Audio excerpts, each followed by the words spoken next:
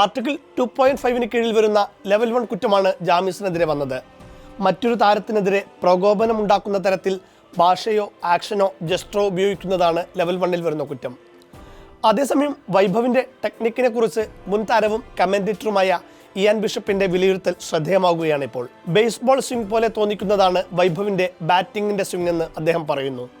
സാങ്കേതികമായി വൈഭവിൻ്റെ ബാറ്റിംഗ് ശൈലി ഏറെ സവിശേഷതയുള്ളതാണ്. പന്തിൻ്റെ ഗതിക്കനുസരിച്ച് ബാറ്റ് വീശുന്നതിനേക്കാൾ ബേസ്ബോളിലെ ഹിറ്ററുടേതിന് സമാനമായ സ്ട്രോക്ക് പ്ലേയാണ് വൈഭവിനെ വേറിട്ട് നിർത്തുന്നത്.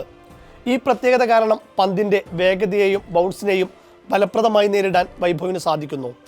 അതാണ് വൈഭവിൻ്റെ ബാറ്റിൽ പന്ത് തൊടുമ്പോൾ തന്നെ അത് അതിർത്തിക്കപ്പുറത്തേക്ക് പോകുന്നത്. ജസ്പ്രീത് ബുംറയെ പോലൊരു ലോകോത്തര ബൗളറെ നേരിടുമ്പോൾ സാധാരണയായി ബാറ്റർമാർ സമ്മർദ്ദത്തിലാകാറുണ്ട്. എന്നാൽ ബുംറയ്ക്കെതിരെ വൈഭവ് പുലർത്തിയ സൈക്കോളജിക്കൽ അപ്രോച്ചാണ് ഏറ്റവും മികച്ചത്. താരങ്ങളെയല്ല പന്തിനെയാണ് നോക്കാറുള്ളതെന്ന വൈഭവിൻ്റെ മനോഭാവം ലോകത്തെ ഏത് ബൗളറുടെയും ഉറക്കം കെടുത്താൻ പോകുന്നതാണ്. ഈ ചെറിയ പ്രായത്തിൽ ഇത്രമാത്രം പ്രശംസ ഏറ്റുവാങ്ങിയ ഒരു താരത്തിൻ്റെ വിക്കറ്റ് എടുത്ത് ആഘോഷിച്ച ജാമീസിനെ കുറ്റം പറയാനൊന്നുമില്ല. അപ്പുറത്തുള്ളത് 15-കാരനാണോ 30-കാരനാണോ എന്നൊന്നും നോക്കേണ്ട കാര്യം ജാമീസിനില്ല. വിക്കറ്റ് എടുക്കുക എന്നതാണ് അദ്ദേഹത്തിൻ്റെ ജോലി.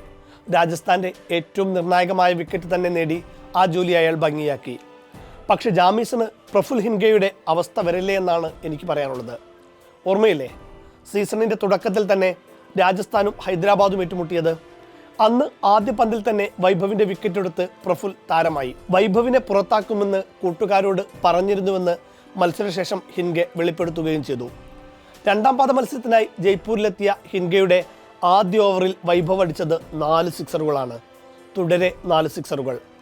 IPL-ലെ അരങ്ങേറ്റ മത്സരത്തിൽ തന്നെ ആദ്യ ഓവറിൽ 3 വിക്കറ്റ് എടുക്കുന്ന താരമെന്ന റെക്കോർഡും കയ്യിലേന്തി വന്ന ഹിൻഗയ്ക്ക് വൈഭവ് അന്ന് കൊടുത്തത് നാണക്കേടിൻ്റെ റെക്കോർഡായിരുന്നു. IPL-ന്റെ ചരിത്രത്തിലെ ആദ്യ ഓവറിൽ 4 സിക്സർ വഴങ്ങുന്ന താരമെന്ന ചീത്തപ്പേര്.